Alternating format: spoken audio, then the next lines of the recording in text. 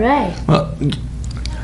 Yeah, Basil. I've got my tie on. Of course I do, because cats can only see red as a color, and then everything else is kind of a black and white and gray kind of thing. But yeah, I do have a co-host.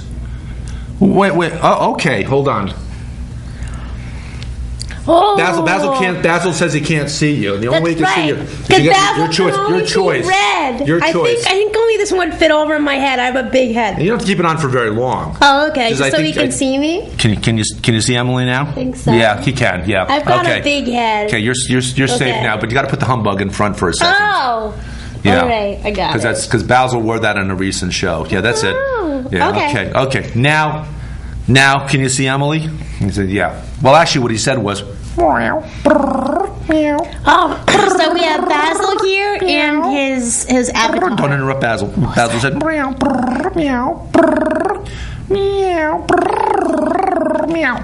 which translates because Emily doesn't speak cat yet. No, I don't. That translates out as yeah. Okay. So here we are. We're obviously our guest on the show is Basil BuddhaCat, who's the host of his own TV show, Basil BuddhaCat Presents! Exclamation point. Not to be confused with the other Basil BuddhaCat shows on Comcast. But and we're going to talk about, because Basil's been traveling around the countryside. He's actually been traveling around through many countries here in North America. He's been to the country of Kentucky. He's been to the country of Louisiana. He's been to the country of Arkansas, or as the folks in Arkansas say, we're not Kansas. We're Kansas with an extra AR at the beginning, because we're R or whatever. We're pirates. Arkansas. Do people really confuse Arkansas with Kansas? Well, it's the same spelling except for the AR. All right, go on. Sorry. And he's also been in a country a little closer to home, a little country called Connecticut. And he's been checking out the elections there, and he's here to talk to us about elections in many countries: Connecticut, Arkansas, Kansas, Louisiana, Colorado. He's been all over the place. Now, Emily, for the last 2 weeks, has been back in the country of Italy. That's right. I was. Which is not quite as close to home as is, except for amongst all Italian Americans who have the Italy here with them in their hearts. Yeah, we have a lot of Italian. I mean, I think there's even representation. I get stuff in the mail from Stamford. There's an Italian representative for Italian Americans and Italian citizens in Stamford. Okay. Who can vote in elections. That's pretty cool. Yeah, we can vote in Italian elections. That's right. You're dual citizenship. Yeah, I am. Joe Mioli, who lives down in Westport, who was a state representative, has dual citizenship. Oh, okay. So he's back and forth also. Right. And he votes in Italian elections and also votes here in American elections in Connecticut. He was a state representative for he may still be. I don't know. Shout out to Joe Mioli in Westport, and also to our friend in Westport, Sal Liccione, who Emily and I both know. That's right. Emily's met Sal, and Sal's our good friend, political gadfly Sal, who's involved in a lot of elections and pretty cool guy. Shout out Sal. Shout out Joe Mioli. That's right. And since it's Sal Liccione, another great Italian name. While we're shouting out to Italian Americans, let's shout out to who I grew up with, John Razzo Girardi. Oh. John Girardi, it's in Stamford. All right. Shout out. Shout out to and also, let me think. I don't want to miss anybody. I probably will miss a lot of people otherwise. But shout out to Dr. V, Dr. Volpentesta. That's right. Italian American. Shout out to a bunch of other Italian Americans. Don Gogliatino. Don Gogliatino. Yeah. Again, another great Italian American who also has a show on Comcast. So that's pretty cool. But let's get down to the nub of the matter. Okay. You've told me in the past about Italian elections. Okay. What's going on in Italy? I know there's not an election going on now, but how do they run? How do they run elections in Italy? Well, it's interesting because there are a lot of different parties in Italy. Like here we have, the Democrat, Republican, but there they have like 50 different parties. You have the Communist Party, the Socialist Party, the Labor party, the Green Party, there's one with a big flower on it, like the sunflower. I don't know, but so what happens then? I mean, you've got 50 different parties, and let's say the top vote getter in an election is a candidate for whatever party and gets like 15% of the vote. Are they the head of the government? Well, I think what happens is you have one head. Right now it's Renzi. He's like 38 years old. He's really young, my age, and he's trying to get rid of all the old people. I mean, just the old way of thinking, and that the way he wants to change things up in Italy right now. Does the Pope have a party? Oh no, that's a whole different country. That's right. Vatican is that's a whole different country. Yeah, that is. That's not even really part of Italy, even though it's right in the center of Rome. It's sort of like another dimension within the city of Rome. It's true. But it's just... So go ahead, yeah. No, it's just interesting that I think what happens is you have the premier, and then you have all the prime minister and all the different ministers from representing the different parties. Yeah. He's just the head of everybody. But I guess he's trying to just change things up a little bit, like... You have old way of thinking, and he wants, like there, for example, if you have a job working for the government, for the state, you get your job, you take a test, and you have that job for life, and you don't even really have to work, you just have your job, and you can't be fired. Yeah. So he wants to, and you just get a pension, and so all these people are being paid for life and having these pensions and not really having to work. So, and not that anybody nowadays, not that anybody really works. Right. We're all sort of like, do hobbies and call it work and oh, hey, wait a second. Right. And a lot of young people are going to school, but if they could stay at home and live off their parents and grandparents' pensions, it just... Basil, you didn't bring your any pasta. You said you were going to get a very famous gravy, a very famous pasta sauce to add to your collection of corporate sponsors. But I see you brought one of them along, or a couple of them along. And one of them, and I'll show the audience. I got to show the name too. Tootsie Roll. Yeah. I got to reach this way instead of that way because it's a reverse field. So Basil's favorite candy is Tootsie Roll, and he's very proud of the fact that Tootsie Roll is a corporate sponsor. And his tagline for Tootsie Roll is, if you want to know for sure that Basil's favorite candy is Tootsie Roll, look in his litter box. There's your evidence. It's all the evidence you need that Tootsie Roll is Basil's favorite candy. So do I think what happens if one party gets more of a vote than another? I think all parties are represented in you have the head premier, and then you also have a president. The president, but that's kind of like he doesn't really have a strong role. As a president of the republic, he's like 90 years old. He's just really now doesn't really have any real power. But the prime minister, that would have been like Berlusconi. Once upon a time. Oh my God! Yeah. Now here's the famous question that everybody always asks here about Berlusconi, because we know that when Mussolini was prime minister of Italy, the trains always ran on time. I mean, everything else was screwed up in the country, including a war going on. But the trains ran on time, so that's his tagline. Right. It says, hey, the country might be screwed up, but at least the trains are running on time. Right. There's nowhere to go, but at least you can get there pretty quick on the train. But interestingly enough, are the trains running on time now? Yes, the trains are running on time. Well, that's not bad compared to America. No. But it is. I was in Perugia, and I was at a museum, and they're having it was in Umbria at least. It was the 70th anniversary of the resistance after World War II. So.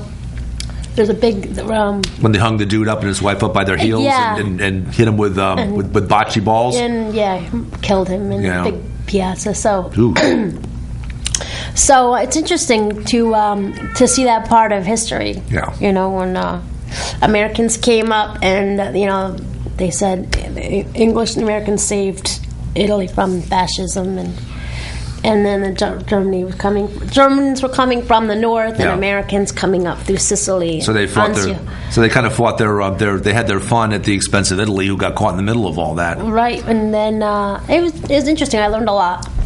about history, World War II, you know, and what it was interesting because actually there was a civil war going on within Italy because you had the fascists and the partigiani who were the anti-fascists, and they were having a war among themselves. And partigiani, that's like partisans, right? Yeah. Okay.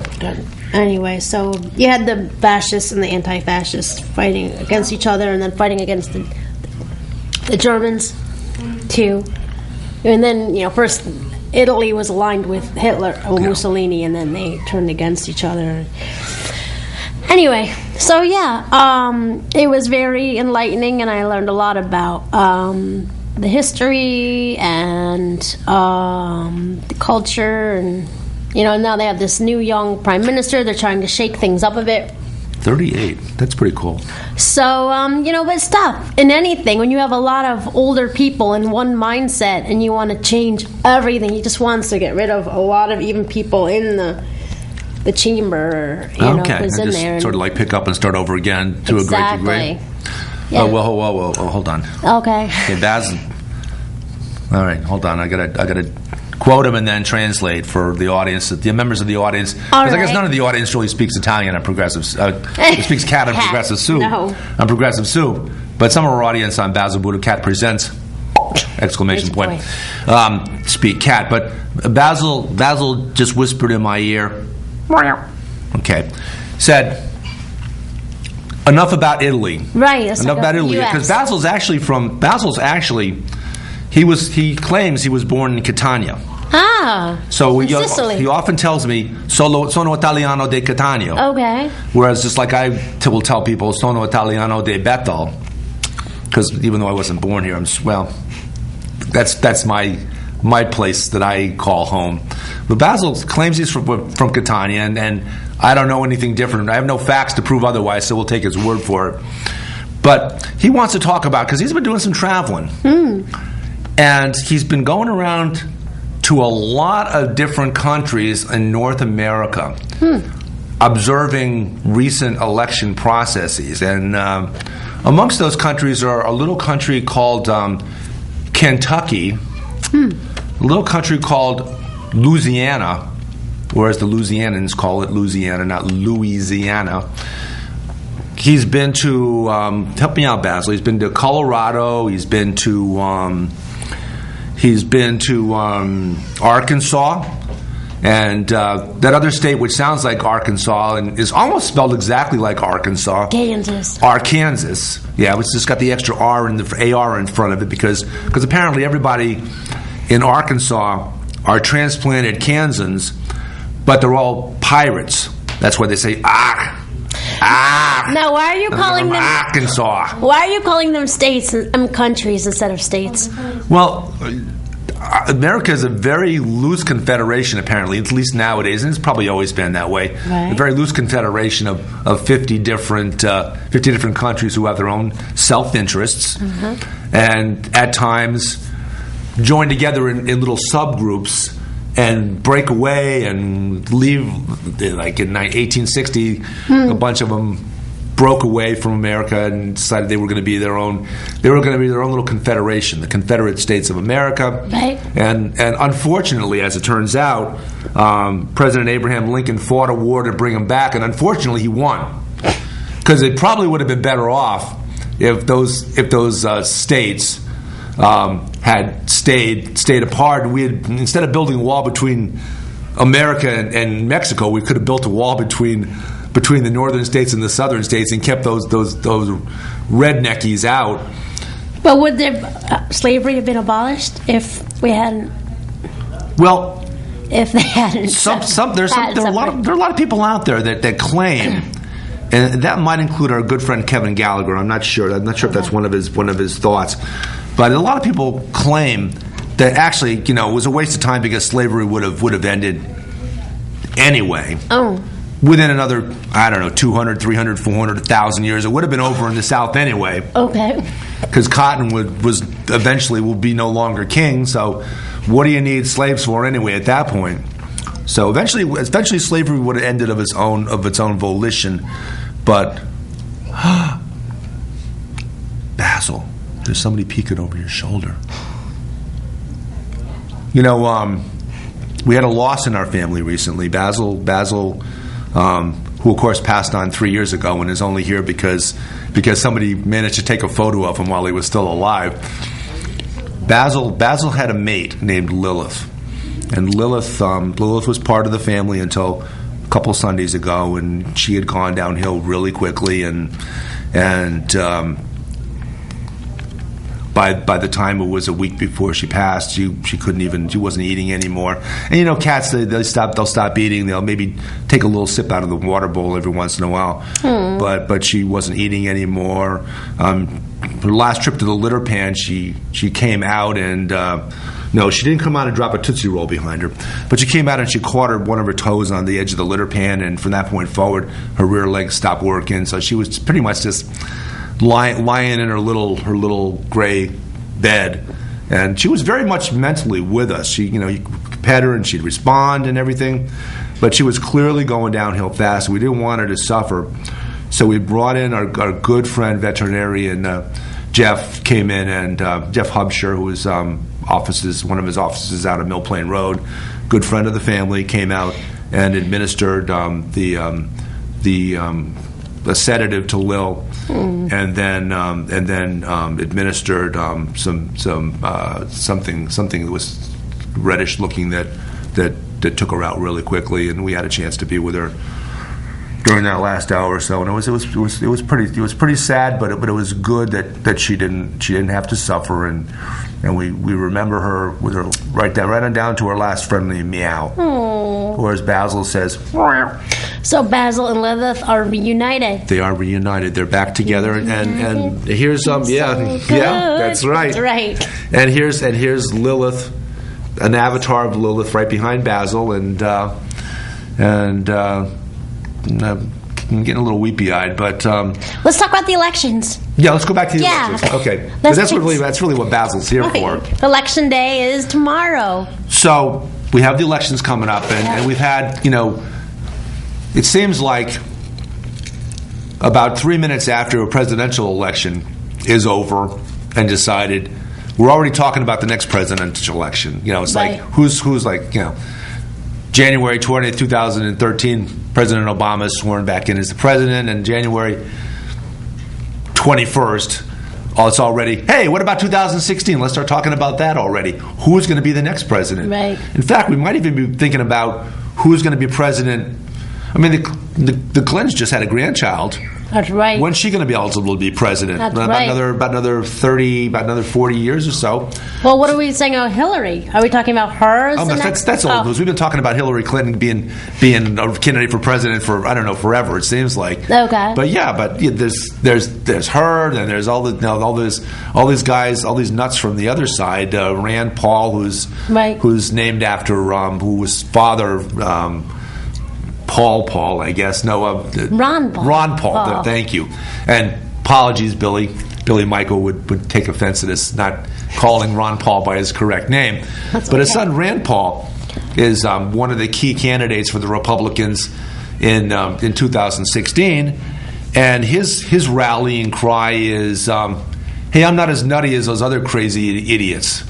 So that's his calling card, is that I'm less nutty than the other cornball idiots that are running against me, including Ted Cruz from Texas. And how about the gubernatorial race? That's right, gubernatorial races. A bunch of them coming up on Tuesday. Yeah. Basil, in his travels, Basil stopped in a little state known as Connecticut, and he's been keeping an eye on. He's been keeping an eye on what's going on there, right? And what's your observation on that, Basil? What do you say about Connecticut? What's going on there, and what's your observation about it? Okay. He said it's really pretty revolting what's going on there because there's two guys running against each other, and they both have executive experience. Right. One has 4 years executive experience as governor of Connecticut. Right. And the other dude has executive experience as part of the provisional authority in Iraq after Saddam Hussein was overthrown. He was part of that crew that went in there and tried to turn Iraq into a little America, and they threw out all the They fired all the government workers and tried to privatize everything. Interesting. And so this is his claim to fame, that he screwed up Iraq as an executive. So, hey, come on, let me be executive. Let me be the governor of Connecticut and see what I can do there. I promise I'll do better. Of course, he probably maybe couldn't do much worse than he did in Iraq. So that's one of Basil's observations. He's been watching some of the local congressional races too, because Basil and I are both very, very positive about the notion of hunting. Basil says, look, he doesn't like deer prancing across his yard any better than the next guy. And there's a lot of deer out there, and you got to do something about the population because the wolves are all gone. Basil claims he chased all of them away, but there are no bears around, so there's no natural predators for deer. So you kind of people have to kind of step in and have two choices: either thin the population out, or there'll just be so many deer that they'll eventually have a collapse of the population, which is bad too. Well, I haven't noticed that many deer this year, actually. There might be more hunting going on. All right, yeah, because there might be. I was the first week in November every year. I drove out to Hartford for this event, and I hit a deer one year. But this year I didn't notice. Unlike I-91, but this year I didn't notice any. Haven't noticed any deer. I've hit a deer before, and it's a horrible experience. So I haven't really noticed that many deer at this season. So that's maybe good. there is I don't know, Basil. In a little town next door known as Brookfield. Yeah. They do bow hunting, and that's actually it's very humane in the fact that you have to thin the population out because there's no natural predators. So they have archers, bow people with a bow and arrow. Right. They position themselves up in trees and wait, and when a deer comes underneath, it's zing, done, dead, over. Lovely. And then they take the carcass of the deer. They cut it, whatever you do with it to let the blood out, all that stuff, and then they take the food to the soup kitchen. So it gets used for a good purpose. Oh, good. And in the meanwhile helps thin down the population so there's enough food over the winter for deer, so there's no mass starvation. Right. So we love Bambi, and all that stuff, but the reality is, and we recognize that hunters are an important part of that reality in thinning out the population. Yep. Not to be confused with hunters that are carrying around AK-47s. But back to Basil's observation about Connecticut. Yeah. Basil and I have a good friend, Dan Carter, and he's a decent guy. He's kind of an old style Connecticut Republican. A lot of people are impressed with him. Yeah. Now that I got through the good stuff, let's go on and do the bad stuff. And it's really only one major issue with Dan, and that Dan was one of very few people, really only one or two people out of all the representatives and state senators in Connecticut that voted against the gun bill, especially after the Newtown shooting. Episode. And Dan has a portion of Newtown as part of his constituency. Right. He has a portion of Newtown, he has a portion of Bethel, he has a portion of Reading, and a portion of Danbury. And he took some heat for voting against the gun bill, and he actually came on Progressive Soup a number of months ago and explained that he gave me what I would capsulize as being it wasn't a perfect bill, so I voted against it. Of course, now later on, it passed with a huge plurality, and most Republicans, in fact, voted for it too. But Dan didn't. He voted against it, as did neighbor to the north, David A. Scribner, and they voted against it, and then wanted to take credit later on because the fault that they found in it was not enough mental health provision, but there's a very strong mental health provision in it, but another little mental health provision was added on at the end, and they voted for that. Thank you. But if there had been no bill voted on and passed in the first place, there would have been no follow-up provision.